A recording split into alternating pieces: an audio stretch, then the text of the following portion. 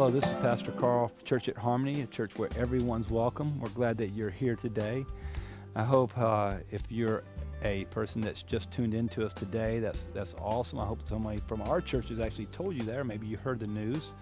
As we're going through this summer, we're going to be really excited about doing some 5-minute messages in the middle of the week to keep our body together, because I know a lot of us are traveling and doing a lot of fun things. So as we go away this summer sometimes, maybe you're in town, maybe you're out of town, hopefully you'll tune into us and check these messages out. We also send out a weekly email, or you can check us out online at churchatharmony.com. Today, we're going to be talking about handling bad news.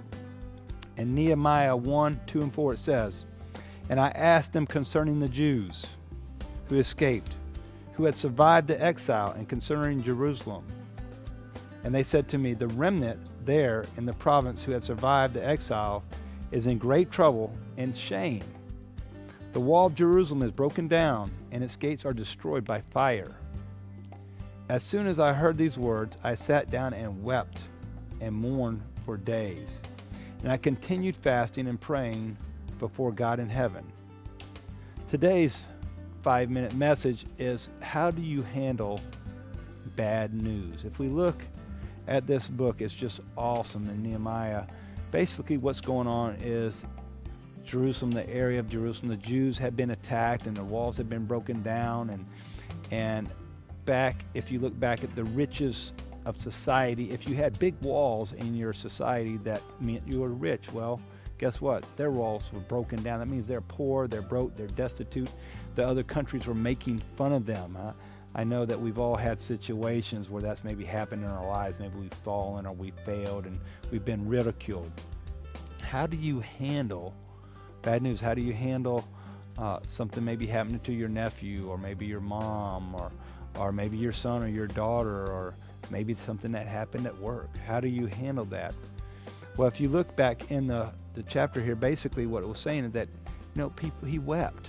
He saw the bad news and wept. He was upset about what was going on. It's okay to weep. It's okay to be upset.